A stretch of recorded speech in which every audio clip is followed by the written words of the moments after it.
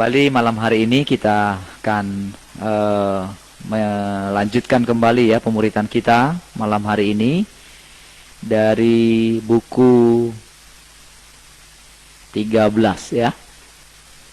Sekarang kita masuk dari bab 3 karena minggu lalu kita sampai di bab 2 ya.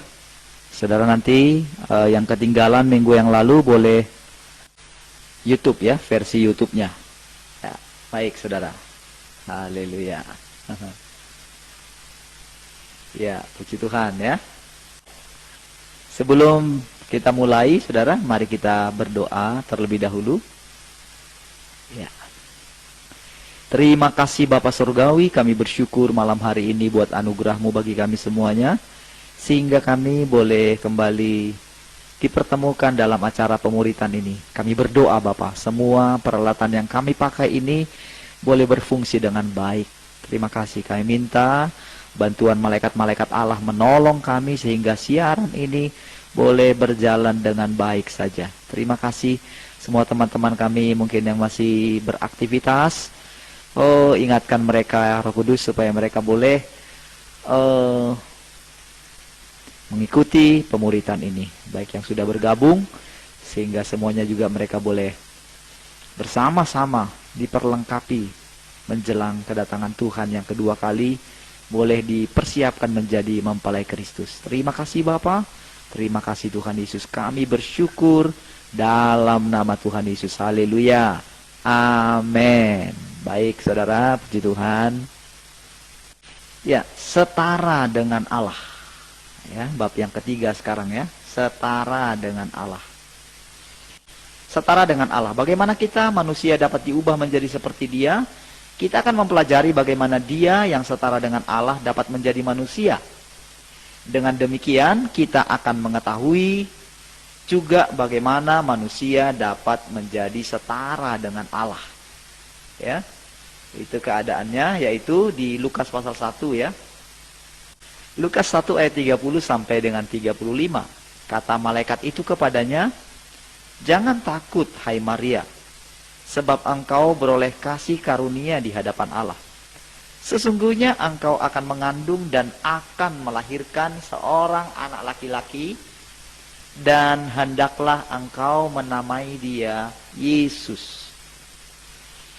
Ia akan menjadi besar dan akan disebut anak Allah yang maha tinggi. Dan Tuhan Allah akan mengaruniakan kepadanya tahta Daud, bapa leluhurnya. Dan ia akan menjadi raja atas kaum keturunan Yakub sampai selama-lamanya. Dan kerajaannya tidak akan berkesudahan." Kata Maria kepada malaikat itu, "Bagaimana caranya padahal aku belum bersuami?" Jawab malaikat itu kepadanya, "Roh Kudus akan turun atasmu, dan kuasa Allah yang maha tinggi akan menaungi engkau. Sebab itu anak yang akan kau lahirkan itu akan disebut kudus, anak Allah." Jadi saudara, prosesnya saudara, kita menjadi setara dengan Allah itu prosesnya adalah seperti ini. Bagaimana Allah itu, Yesus yang adalah Allah boleh turun menjadi seperti manusia saudara. Sehingga sebetulnya kita pun harus sama seperti Maria. Bagaimana itu bisa terjadi? Ya, lalu dikatakan, Roh Kudus akan turun atasmu. Nah, itu sebabnya saudara, sebelum Tuhan Yesus naik ke surga, dia berkata bahwa mereka harus menantikan pencurahan Roh Kudus, saudara. Ya, dikatakan Roh Kudus, yaitu akan turun atasmu. Maka saudara, Maria menjawab, "Jadilah kepadaku, sesungguhnya aku adalah hamba Tuhan. Jadilah kepadaku seperti yang kau katakan." Gitu. Jadi sebetulnya bagian kita persis seperti itu saudara. Kita tidak mengatakan bagaimana bisa jadi atau mana mungkin. Kalau kita selalu melihat diri kita, maka Allah akan sulit menjadikan dirinya di dalam kita saudara. Jadi ingat saudara, Allah menjadi manusia supaya manusia itu diangkat derajatnya menjadi seperti Allah. Itu prosesnya ya. Nah, sejak malaikat itu pergi, Roh Kudus turun atas Maria dan Yehova turun ke dalam rahim Maria Dan salah satu sel telur di rahim Maria dipilihnya. Ketika Roh Yehova memasuki sel telur di rahim itu, terjadilah proses pembuahan di rahim Maria. Lalu menjadi bayi. Setelah cukup waktunya, bayi itu lahir di sebuah kandang. Haleluya. Jadi sejak malaikat itu pergi, Roh Kudus turun atas Maria dan Yehova turun ke dalam rahim Maria. Dan salah satu sel telur di rahim Maria dipilihnya. Ketika Roh Yehova memasuki sel telur di dalam rahim itu, terjadilah proses pembuahan di rahim Maria. Lalu menjadi bayi. Setelah cukup waktunya, bayi itu lahir di sebuah kandang. Ya. Jadi saudara, prosesnya sama ya, seperti itu saudara. Ya, prosesnya persis sama seperti itu. Ya. Proses kita menjadi seperti Allah, yaitu Roh Allah turun ke dalam kita ketika kita menerima Yesus sebagai Tuhan dan Juru Selamat dalam hidup kita, saudara. Ya, jadi Roh Allah turun atas kita semua ketika kita menerima Dia. Ya, itu prosesnya bagaimana Dia berdaulat dalam kita. Jadi sebetulnya, saudara, dari bagian diri kita yang diselamatkan itu adalah perhatikan bahwa roh kita juga menyatu dengan Roh Allah. Itu yang menjadikan kita itu menjadi manusia baru, ya. Harusnya saudara pelajaran ini sudah kita lewati ya. Nah, ini hanya diulang sedikit saja, ya. Baik. Bab yang keempat, menebus dan memulihkan manusia. Setelah Tuhan Yesus menebus manusia dari tangan si iblis, Dia naik ke sorga. Tetapi Dia secara roh kembali ke dunia, mengetuk hati setiap orang, ingin diundang masuk ke dalam hati orang itu. Yang mendengarnya dan mau membuka hatinya menerima Yesus, Dia pimpin dan tuntun orang itu, dan rohnya memperoleh tempat yang terutama dalam hidup orang percaya. Dan hati orang itu diganti dengan hati yang baru. Perhatikan ini saudara, diganti dengan hati yang baru. Saudara jangan pernah percaya kepada hati kita sendiri. Percayalah kepada hati yang baru yang Dia berikan kepada kita. Itu sebabnya saudara, hari-hari ini yang terpenting saudara adalah bagaimana kita menanti-nantikan Allah, saudara. Senantiasa duduk di kaki Tuhan. Ini yang terpenting saudara. Bukan segala hal lain, mempelajari Alkitab, mempelajari pengetahuan Alkitab dan lain sebagainya. Bukan itu yang paling penting. Ya. Bukan itu yang paling penting saudara. Tapi bagaimana kita memperhatikan apa yang dipercayakan Allah kepada kita. Dia berikan kita hati yang baru, saudara. Tentu ini, saudara, ada prosesnya. Setiap orang tentu tergantung, saudara, kepada respon masing-masing kita, saudara. Kalau sejak awal, saudara, kita sudah sepakat dengan perkataan Tuhan bahwa Dia katakan bahwa daging sama sekali tidak berguna. Kita sepakat dengan itu, bahwa kita tidak boleh sedikit pun mengandalkan kemahiran kita, kepintaran kita, kebaikan kita, norma-norma yang kita miliki. Kalau sejak awal kita sudah mengatakan bahwa seperti yang dikatakan Tuhan, daging sama sekali tidak berguna, maka proses ini akan cepat harusnya. Namun saudara, ternyata tingkat pengetahuan, tingkat buah pohon pengetahuan yang baik dan yang jahat di dalam kita itu ternyata berbeda-beda dalam setiap orang, saudara. Berbeda-beda. Ya, itu sebabnya saudara, masing-masing kita, saudara, mesti mempunyai keseriusan dalam hal ini. Kita mesti melihat, sama seperti Paulus, akhirnya dia menemukan dirinya adalah manusia celaka, saudara. Kadang-kadang kita belum memvonis diri kita demikian. Itulah yang membuat, saudara, itulah yang membuat banyak orang percaya tidak cepat dalam pertumbuhannya, saudara. Karena masih saja dia bangga dengan manusia lamanya. Ini yang membuat Roh Kudus sulit bekerja dalam orang percaya tersebut, saudara. Ya. Lalu saudara, orang percaya ini akan memperoleh hati yang taat dan mudah menurut, sampai orang itu mau melepaskan semua konsep berpikirnya yang lama seluruhnya untuk diganti dengan pikiran Kristus. Jadi konsepnya, saudara, konsep dari yang lama itu mesti cepat diganti, saudara. konsep, sudahlah pikiran-pikiran yang lama. Itu segera diganti, ganti saja. Izinkan saja dia, imani saja senantiasa. Jangan kembali ke belakang, jangan menoleh ke belakang, saudara. Terus lihat. Sekalipun nanti Tuhan munculkan hal-hal yang buruk di dalam kita, ya, hal-hal yang buruk mungkin Tuhan munculkan di dalam diri kita dan dilihat orang lain, jangan pernah mundur, saudara. Kejar saja Tuhan terus, kejar saja, tinggal dalam Dia. Ya. Nikmati setiap proses yang Tuhan kerjakan. Karena memang itu prosedur semuanya, saudara, berjalan demikian. Sengaja memang Tuhan menunjukkan kebobrokan kita, saudara. Supaya kita itu benar-benar menggenggam atau memeluk anugerah itu, saudara. Sehingga, saudara, benih itu terus bertumbuh dia, saudara, sampai kepada kesempurnaannya. Ya. Nah, Yehezkiel 36 ayat 25 sampai 27. Aku akan mencurahkan kepadamu air jernih yang akan mentahirkan kamu dari segala kenajisanmu dan dari semua berhala-berhalamu. Aku akan mentahirkan kamu. Kamu akan kuberikan hati yang baru dan roh yang baru di dalam batinmu. Dan aku akan menjauhkan dari tubuhmu hati yang keras dan kuberikan kepadamu hati yang taat. Rohku akan kuberikan diam di dalam batinmu. Dan aku akan membuat kamu hidup menurut segala ketetapanku. Dan tetap berpegang pada peraturan-peraturanku dan melakukannya. Perhatikan, saudara. Inilah yang disiapkan.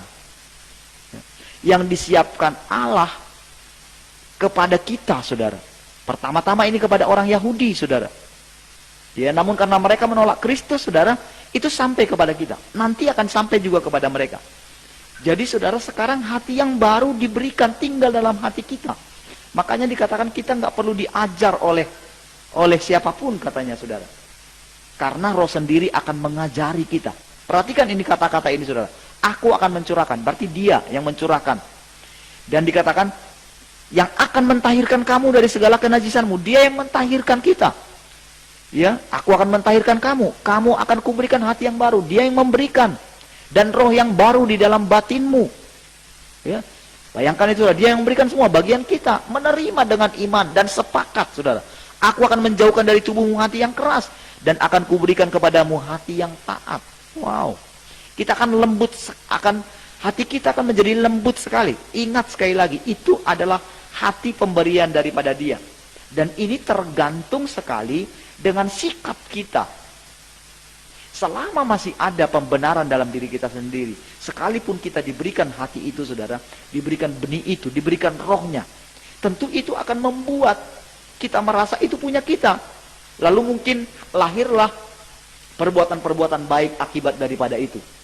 Tetapi kalau kita memandang orang lain, kita lebih daripada orang lain, maka Tuhan akan tunjukkan lagi kelemahan kebobrokan kita, saudara. Selalu demikian hasilnya, saudara. Selalu prosesnya. Sampai kita menyerah. Sampai kita senantiasa. Kita ketika di hadapannya. Ketika kita berhadapan dengan orang lain. Yang kelihatan adalah sikap rendah hati kita, saudara. Sikap pertobatan kita. Kita berkata kepada orang lain, tanpa Tuhan aku tidak bisa apa-apa. Aku hidup. Hidupku ini bukan aku lagi, tapi Kristus yang hidup dalam aku. Ya. Jadi pemberian hati yang baru itu merupakan titik balik hidup seseorang yang sangat penting, ya. Di mana Roh Kudus yang diberikan kepada dia membuatnya rela diganti hidupnya oleh hidupnya Yesus. Sesudah itu akan terjadi proses pembuangan manusia lama agar manusia baru, yakni hidupnya Yesus, mulai nampak dalam hidup orang percaya ini. Seperti inilah prosesnya, saudara. Sepakati dulu, saudara, dengan apa yang Tuhan katakan ini, saudara. Jadi kalau kita mendapatkan pengajaran-pengajaran yang lain, mungkin ayo tambah dirimu dengan pengetahuan, ayo sekolah ini, ikuti ini, pendalaman segala macam. Kalau itu menjauhkan kita dari persekutuan kita dengan Dia, jangan saudara berpikir, saudara, hal-hal pengetahuan itu tak bisa menjauhkan kita. Bisa. Itu yang membuat sekarang banyak orang beralih kepada arti-arti, bahasa-bahasa baru daripada mungkin pengetahuan yang diperoleh dari bahasa asli segala macam. Sehingga orang sibuk mempelajari bahasa aslinya, kata aslinya, akarnya segala macam. Memang itu penting, namun yang paling penting adalah persekutuan kita dengan Allah. Sampai kita menemukan dia. Karena menemukan pengalaman ini bukan kita dapatkan ketika kita punya pengetahuan, bukan. Itu kita dapatkan di dalam. Mengenal suara Tuhan yang benar adalah kita mengenali, punya pengalaman dengan suara itu. Mungkin saudara, awal-awal kita bisa gagal, tapi selanjutnya saudara akan semakin akurat kita mendengarkannya, semakin akurat. Kita akan mulai bisa membedakan apakah itu suara hati kita, atau suara Bapa, atau suara Tuhan Yesus, atau suara Roh Kudus. Bisa suara-suara yang lain, bisa suara dari nenek moyang kita, saudara. Selama kita dengan rendah hati mau duduk diam di kaki Tuhan, mengatur waktu-waktu kita, senantiasa ketika kita beristirahat, kita memberikan hati kita, kita senantiasa berdoa minta Roh Kudus supaya roh kita terjaga senantiasa.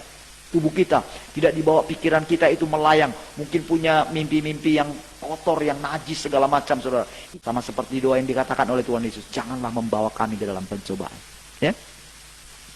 Jadi ini penting sekali ya, sampai nanti Yesus itu semakin nampak di dalam kita, saudara, bermanifestasi. 2 Korintus 4 ayat 10 sampai 11. Kami senantiasa membawa kematian Yesus di dalam tubuh kami, supaya kehidupan Yesus juga menjadi nyata di dalam tubuh kami.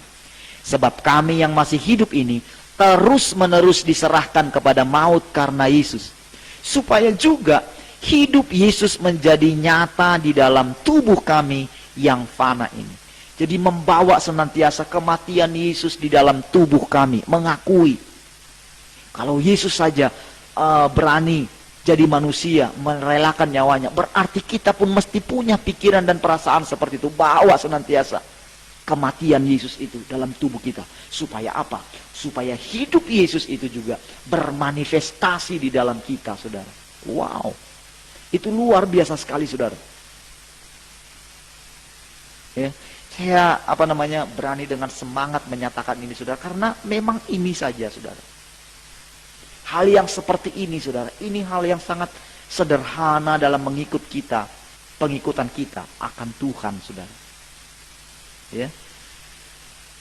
Banyak kali proses membuang si manusia lama itu membutuhkan proses kematian dalam hidup seseorang, agar benar-benar bersih dari segala najis dalam hati dan pikirannya. Membawa proses ini butuh waktu yang lama, saudara. Jadi waktu yang lama yang kita butuhkan bukanlah pendalaman-pendalaman Alkitab, bukan itu, saudara. Karena saudara, begitu Yesus tinggal di dalam saudara, begitu saudara bersekutu dengan di dalam, maka ketika engkau membaca Alkitab, ketika Anda membaca Alkitab, maka Roh itu akan mengajari kita, karena kita tidak hadir dalam peristiwa Alkitab itu, tetapi kita boleh bertanya bagaimana kejadian aslinya, karena dia adalah Alfa dan Omega, saudara. Kita bisa bertanya ini, saudara. Kita bisa bertanya dengan jelas. Mungkin ada ayat-ayat yang tertentu mungkin sudah diterangkan oleh pendeta-pendeta yang lain kepada saudara. Oh, begini-begini kejadiannya. Oh, menurut sejarah segala macam. Tapi kalau saudara berani bertanya, dia akan jelaskan cerita yang sebenarnya. Karena saudara, segala kepenuhannya, pengertian-pengertian mereka juga dulu terbatas, saudara. Tetapi kepada kita, tanpa kita, firman Tuhan katakan, mereka tidak sampai kepada kesempurnaan. Artinya apa? Para pendahulu kita, para rasul-rasul yang mendahului kita dulu, saudara, mereka juga punya sama pikiran seperti kita. Jadi mereka berharap banyak, karena mereka melihat, bukan karena siapa kita, saudara. Nggak ada hebatnya kita dibandingkan dengan mereka. Kita manusia sama dengan mereka. Tetapi yang mereka harapkan, yang mereka lihat adalah kepenuhan tubuh Kristus, saudara. Kesempurnaan daripada bangunan tubuh itu. Jadi ketika ada seseorang yang benar-benar melekat kepada Allah dan memanifestasikan hubungan itu, dan dia membuka mulutnya, maka orang-orang itu, bahkan penguasa-penguasa di udara, menantikan berita kita, pewahyuan yang diwahyukan kepada kita. Saudara mesti mengatakan haleluya terhadap perkataan itu, saudara. Ya, lihat. Ini yang disebut brokenness atau penghancuran manusia lama, agar hidup manusia baru yang sudah ada dalam orang itu muncul keluar. Ya, saya sarankan saudara mencari bukunya ya, Remuknya Insar, Keluarnya Roh. Itu luar biasa sekali saudara. Ya, lo bisa lacak. Saya lupa ya di mana punya saya yang ini, nanti saya kalau ada atau kalau ada teman-teman yang punya boleh di share ya. Ada yang versi softnya ya. Kematian itu berarti mati terhadap cita-cita sendiri. Perhatikan saudara, kematian itu berarti mati terhadap cita-cita sendiri yang sifatnya kedagingan. Kematian terhadap usaha-usaha dengan kekuatan jiwa dan tubuh hingga bisa mempercayai Tuhan yang sebenarnya mau bekerja sendiri dalam dan melalui orang itu. Juga sekaligus kematian tabiat daging orang itu untuk diganti dengan tabiat Yesus yang kudus. Tabiat itu adalah karakter. Tabiat itu adalah perlakuan yang berulang-ulang, saudara. Itu berulang-ulang. Ketika kita menjadi sepakat terus, ya, mengampuni terus, misalnya berbuat baik terus, punya murah hati terus, kita melakukan itu, rela mengalah, ya, senantiasa merendahkan hati, senantiasa di hadapan setiap orang, gitu ya. Nah, ini saudara menjadi karakter. Itulah karakter Kristus, saudara. Itu karakter Kristus. Itulah tabiat Kristus. Kalau ada hal-hal yang lain, oh nampaknya kita sulit mengampuni orang lain. Wah, cepat-cepat relakan, ya. Nanti akan semakin kita rela kehilangan nyawa kita, saudara. Yohanes 7 ayat 37 sampai 38. Dan pada hari terakhir, yaitu pada puncak perayaan itu, Yesus berdiri dan berseru, "Barang siapa haus, baiklah ia datang kepadaku dan minum. Barang siapa percaya kepadaku, seperti yang dikatakan oleh kitab suci, dari dalam hatinya akan mengalir aliran-aliran air hidup." So, dikatakan sini, ayo datang kepadaku semua, katanya. Datang dengan apa? Datang dengan haus. Kalau kita datang dengan haus dan lapar itu, saudara, itu berarti kita siap menanggalkan semua konsep kita, saudara. Orang yang haus, saudara, dia akan mencari dengan segenap hatinya, merendahkan diri dengan segenap hatinya, menanti-nanti, saudara. Maka dikatakan, barang siapa percaya kepadaku, seperti yang dikatakan oleh kitab suci, dari dalam hatinya akan mengalir aliran-aliran air hidup. Siapa sumber air hidup itu? Itu adalah Tuhan Yesus sendiri. Jadi dari dalam hati kita inilah yang akan membersihkan segala kenajisan kita, segala kekotoran kita. Seperti mata air, saudara. Kalau mungkin tadinya itu keruh, saudara, di atasnya itu keruh, mungkin kotor sekali, saudara. Tapi apabila air itu terus keluar dan mengalir, saudara, maka sumur itu akan sangat jernih sekali, saudara. Demikian, saudara. Air yang hidup adalah sarana untuk membasuhnya, sehingga bersih dari semua kotoran yang bersifat rohani itu. Selanjutnya, air yang hidup itu juga akan menjadi sarana bagi orang itu untuk membasuh orang lain dan membantunya memasuki jalur kekudusan Tuhan dan mau diubah jadi seperti Yesus juga. Tentu saudara, pelajaran tentang air yang hidup sudah kita pelajari ya. Tapi ingat sekali lagi, saudara, itu adalah hasil daripada persekutuan kita dengan Allah. Yohanes 8 ayat 31 sampai 32. Lalu katanya kepada orang-orang Yahudi yang percaya kepadanya, "Jikalau kamu tetap dalam firman-Ku, kamu benar-benar adalah murid-Ku, dan kamu akan mengetahui kebenaran, dan kebenaran itu akan memerdekakan kamu." Tentu ayat ini sudah sering saya bahas, saudara. Kita mengetahui kebenaran, ya, mengetahui dulu kebenaran.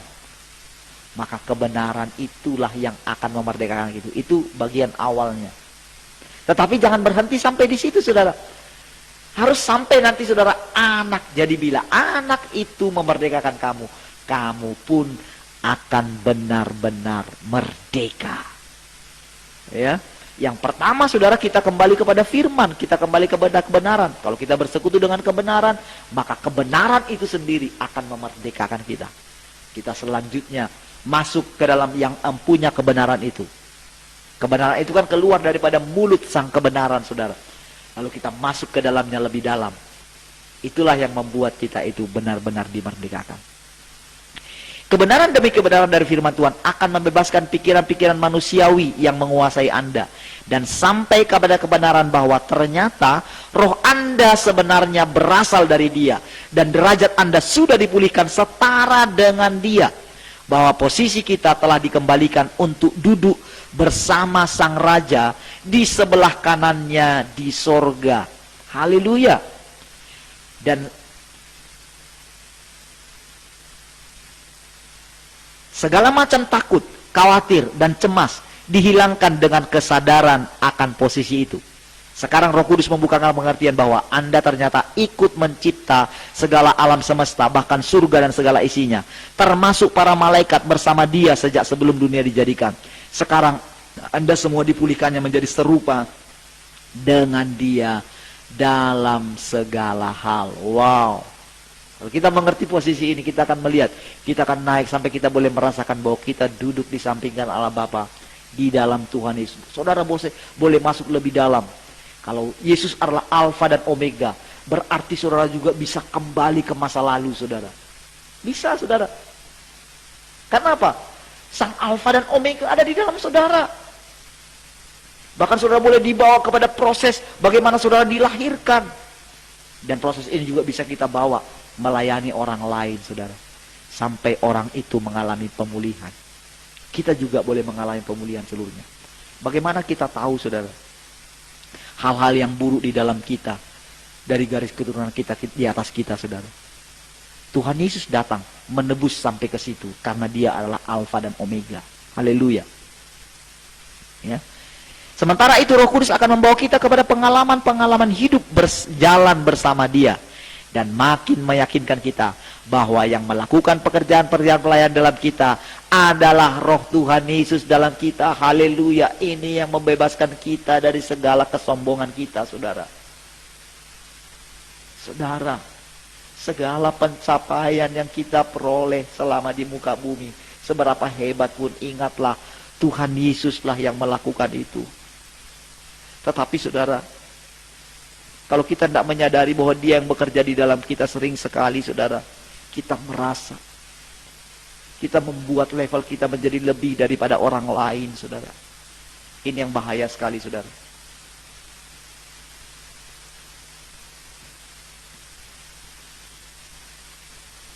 Bukan kita lagi, karena si manusia lama telah semakin dihabiskan atau ditiadakan. 2 Korintus 4 ayat 6-7. Sebab Allah yang telah berfirman, dari dalam gelap akan terbit terang. Ia juga yang membuat terangnya bercahaya di dalam hati kita. Supaya kita beroleh terang dari pengetahuan tentang kemuliaan Allah yang nampak pada wajah Kristus. Tetapi harta ini kami mempunyai dalam bejana tanah Dia, supaya nyata bahwa kekuatan yang melimpah-limpah itu berasal dari Allah, bukan dari diri kami.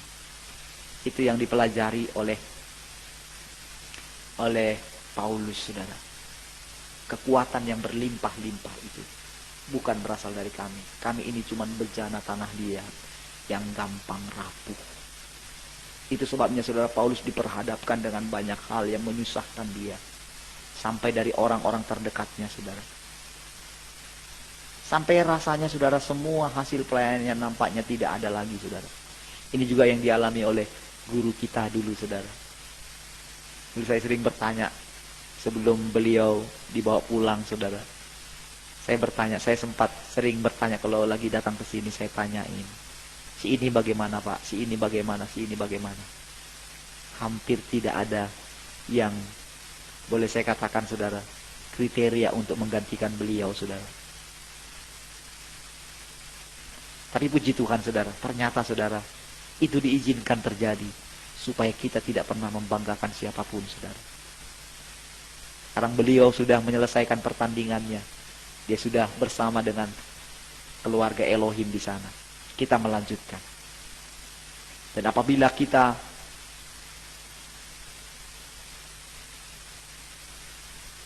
terus belajar, apabila terus kita menghidupi apa yang dia peroleh dari persekutuan dia dengan keluarga Elohim, maka dia juga bersuka cita, saudara. Dia melihat hasil daripada apa yang dia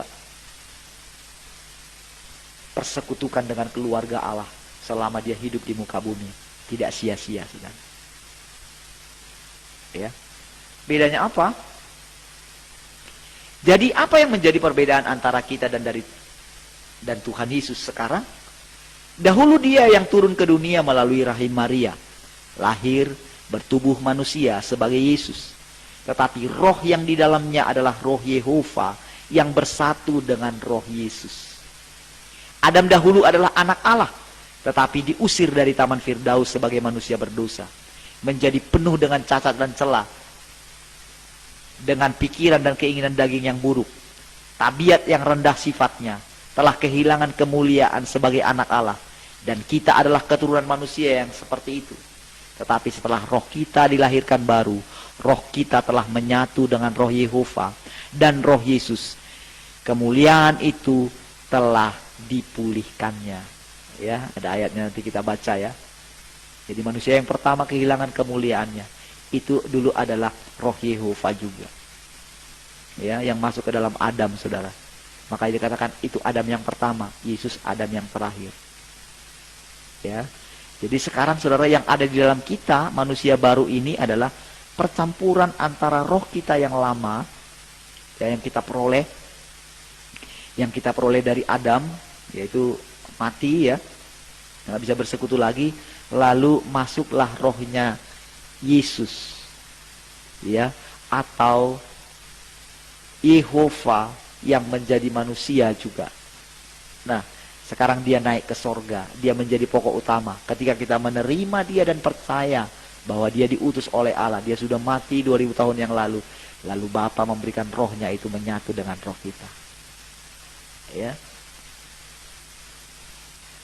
Roma 3 ayat 23 sampai 24.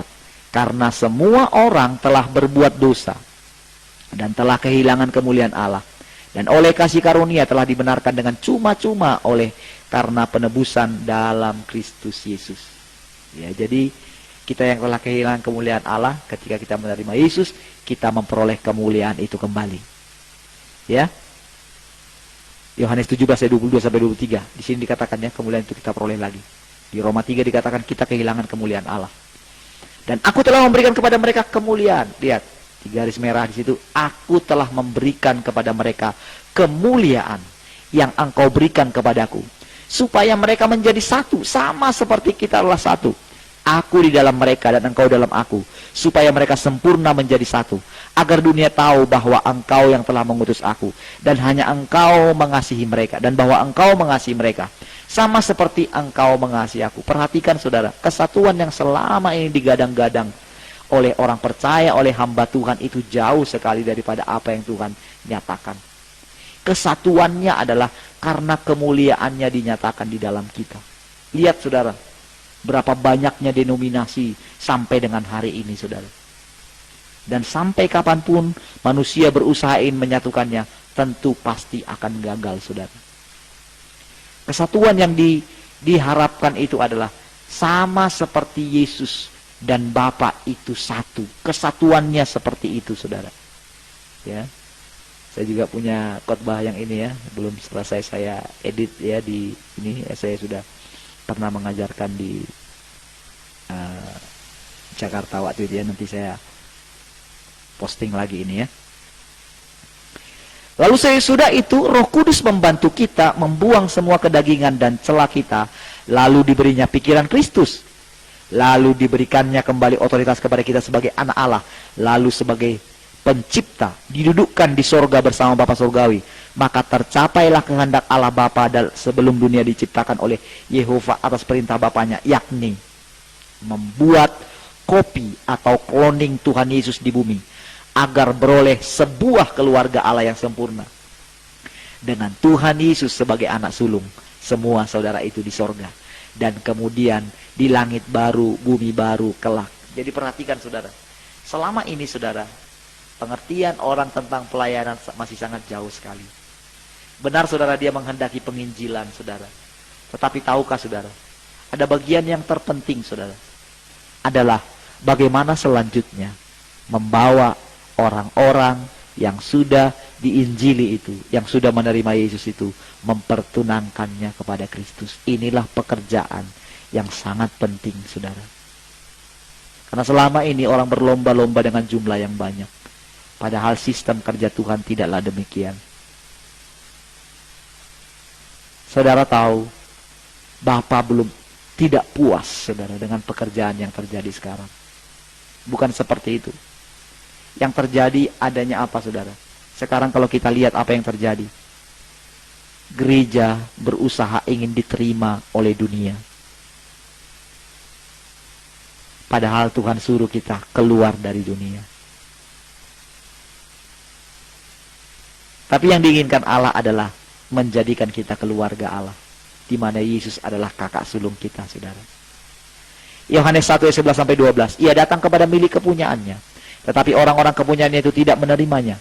Tetapi semua orang yang menerimanya diberinya kuasa, supaya menjadi anak-anak Allah, yaitu mereka yang percaya dalam namanya. Yang pertama, diberi kuasa ketika menerima Yesus, ya. Efesus 2 ayat 6-7.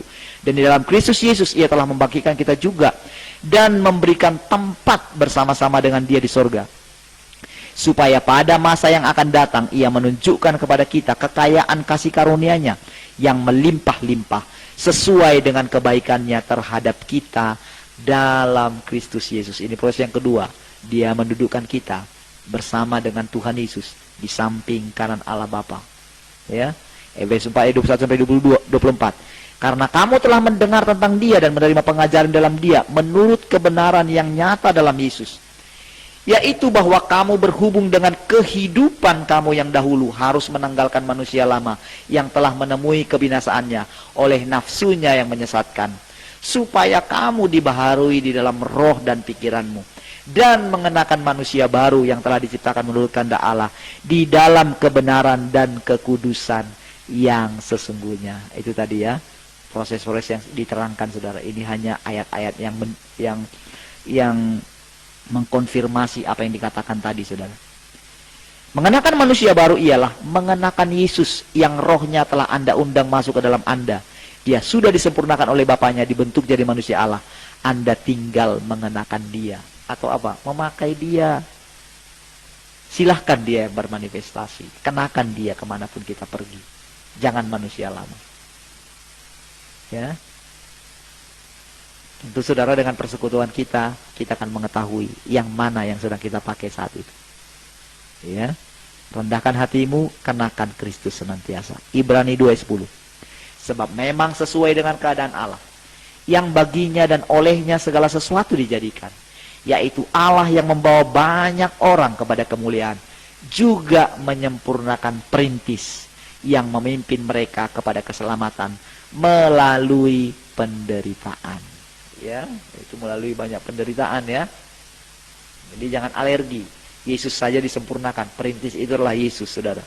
Perintis artinya penerobos yang berjalan di depan, kita mengikuti di belakang. 1 Timotius 6 ayat 10-11. Karena akar segala kejahatan ialah cinta uang, sebab oleh memburu uang lalu beberapa orang yang telah menyimpang dari iman dan menyiksa dirinya dengan berbagai-bagai duka. Tetapi engkau, hai manusia Allah. Nah, ya, jadi ada gelar yang baru, ya, manusia Allah.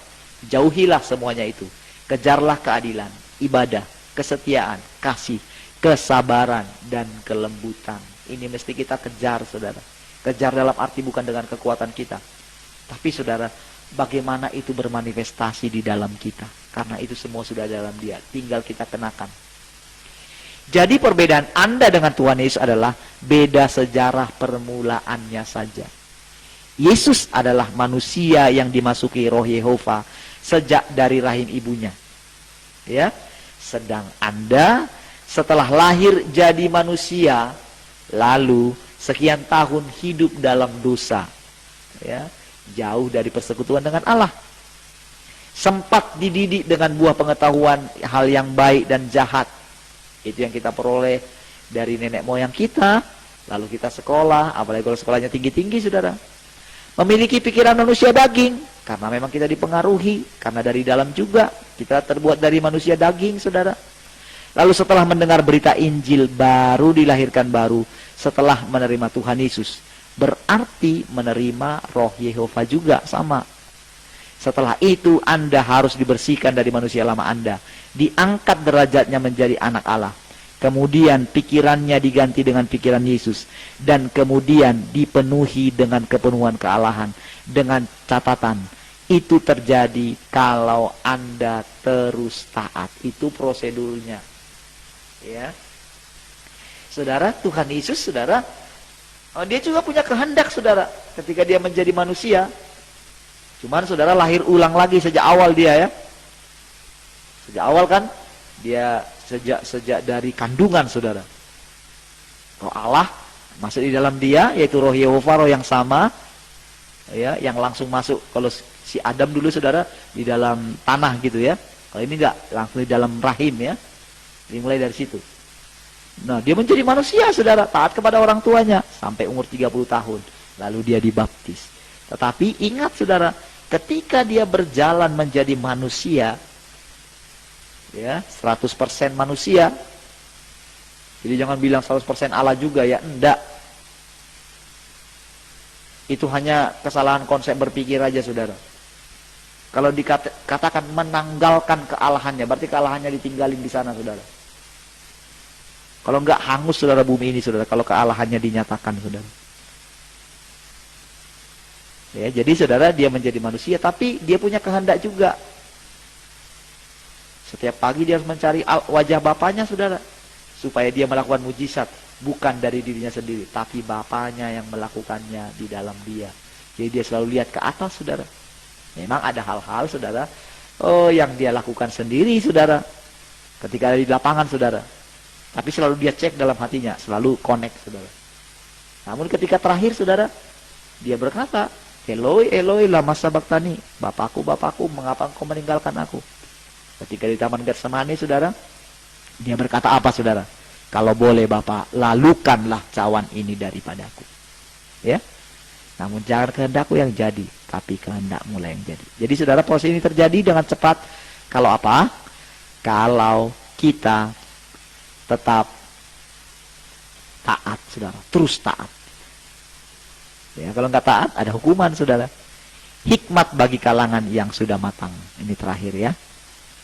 Sebenarnya banyak hikmat yang diajarkan dalam pemuridan revival ini.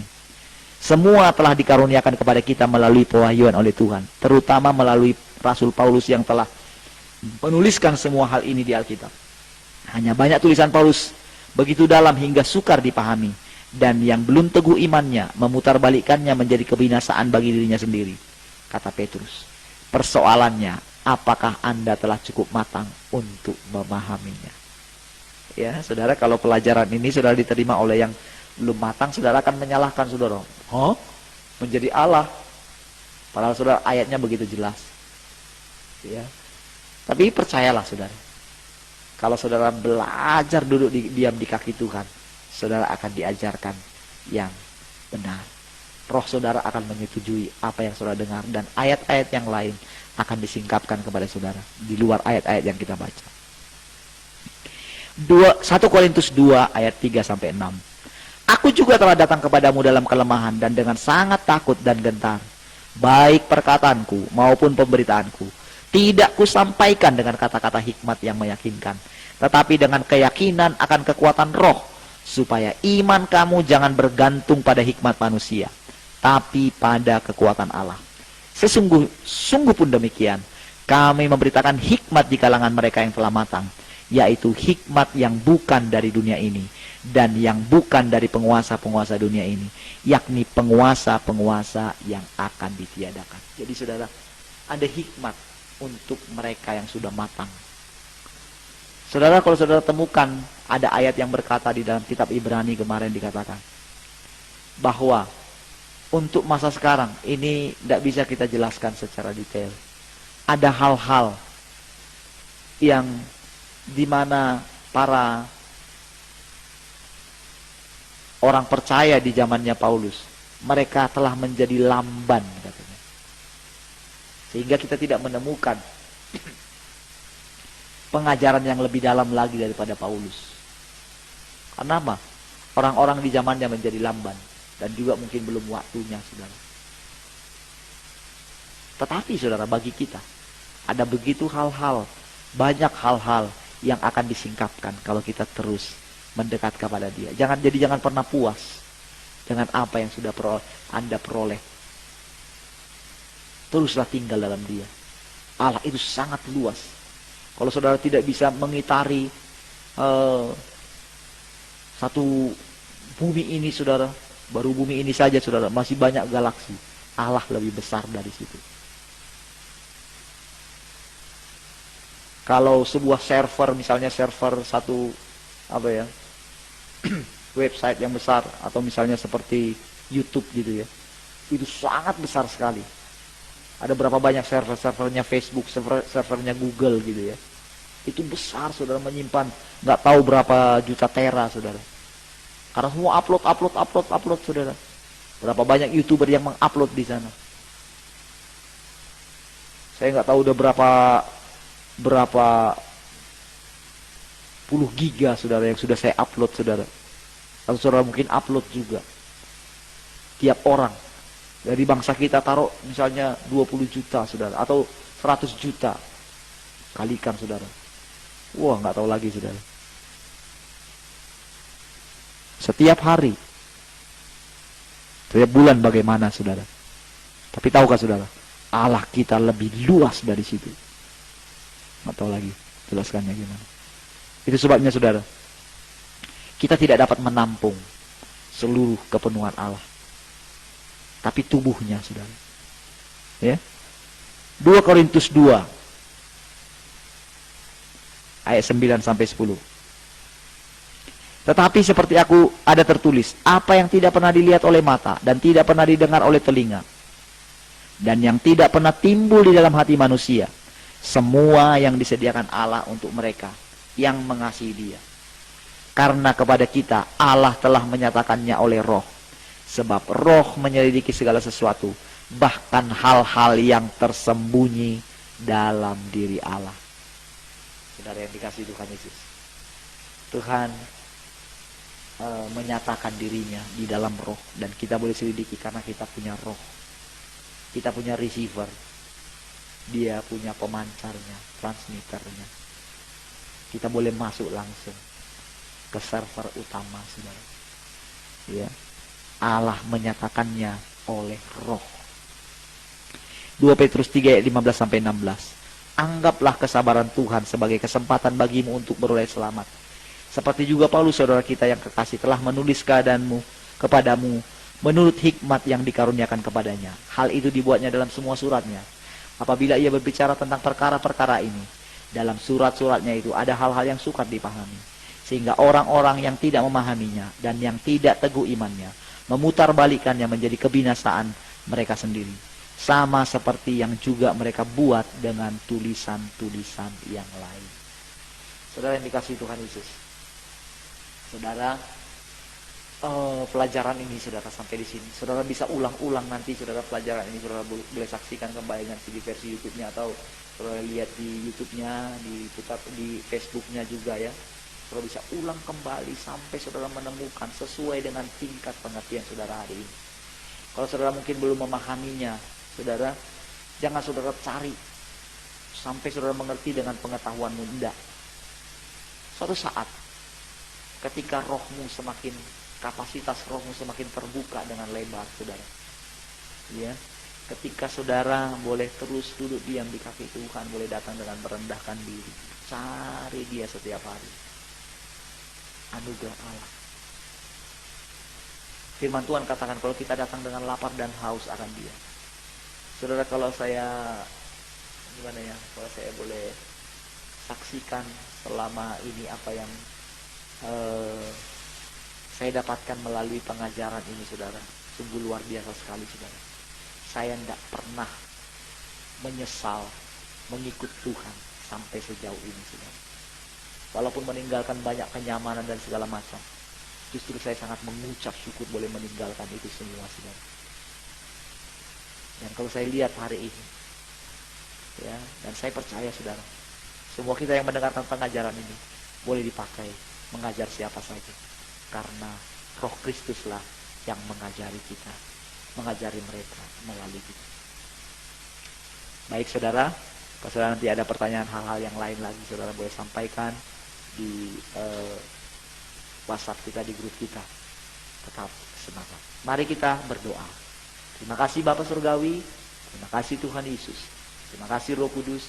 Kami bersyukur malam hari ini kami boleh menyelesaikan pelajaran